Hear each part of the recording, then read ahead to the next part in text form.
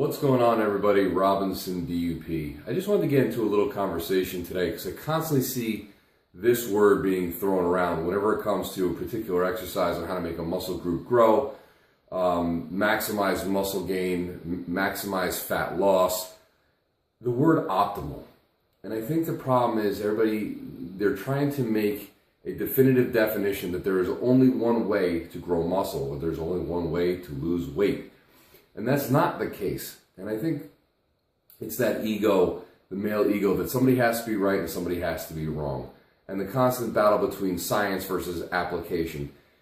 People will do a certain exercise and it works, and then the science will say, well, there's a more effective way to do that. But yet somebody's still getting gains, even though the science doesn't prove it. And it's this constant back and forth battle of who's right, who's wrong.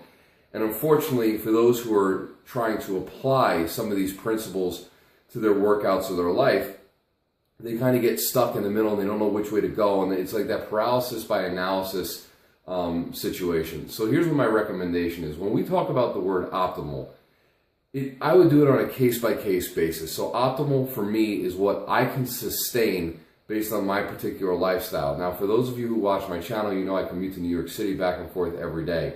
I'm basically commuting 4 hours plus every day.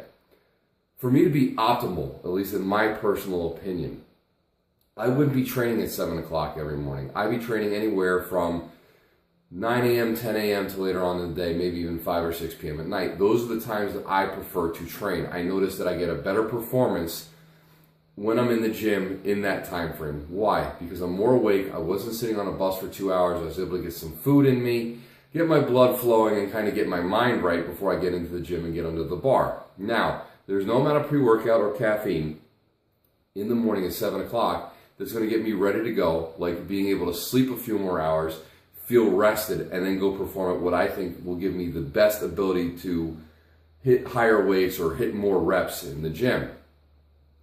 Now, I'm large on the big three in terms of compound maneuvers. So in order to grow my legs, I like to do a lot of squats. I like to do deadlifts to help my back grow and add mass. I also like to do a lot of flat bench.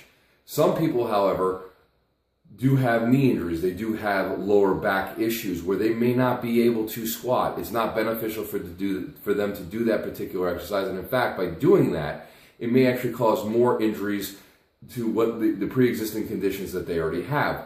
So they may have to do more things like leg extensions or hamstring extensions, glute bridges. They may have to do leg press or be more creative in order to create the muscle hypertrophy that they want,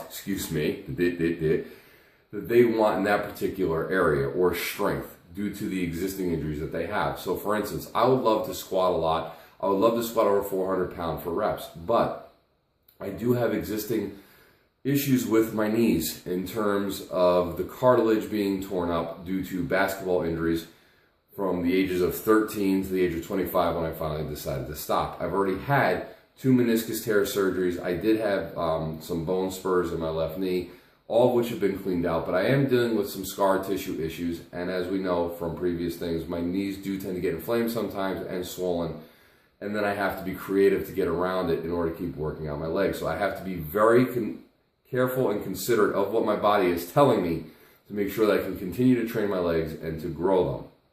Now, some people say, for instance, that the flat bench is not optimal for growing chest. Now, meanwhile, I flat bench a lot, and one of the compliments that I get is the striations in my chest and the thickness that I get considering the amount of flat benching that I do. And the reason for me is I have a strong mind-muscle connection, and I use the powerlifting form on bench to make sure that I can get a full contraction in my chest when I'm benching. However, I do get questions as well as to why, if I get that, why do I do the dumbbell work? Well, I like to do a flat bench dumbbell press, for instance, because I feel that I can sometimes get a really good contraction in my chest, or it helps to equal out some of the inconsistencies from my left arm strength to my right arm strength. Though I am left-handed, my right arm is my strong arm. I know, it sounds strange. But that is the case. And when I'm benching sometimes and I start to fatigue, I feel like my right arm is taking too much of the pressure during the bench to compensate for the left. So I use some dumbbell work on a flat bench or even on an incline bench sometimes to help me equal it out. However, on an incline bench, I'm not a big fan of using the bar. I'd actually prefer to use dumbbells because I feel it gives me a better range of motion and is more acceptable to my leverages and the way my body is built to do an incline bench with dumbbells versus a bar. Okay? Now, to go to the deadlift, for instance, some people prefer sumo versus conventional. I'm more of a conventional puller. I've experimented with sumo. It's something I'm going to continue to try just for a different variety of a deadlift. But I will always, I think, set up as a conventional puller. I've given my wife the option of both doing sumo and conventional deadlifting in her programming. And though she enjoys both, she still prefers and feels stronger at a conventional pull than a sumo pull.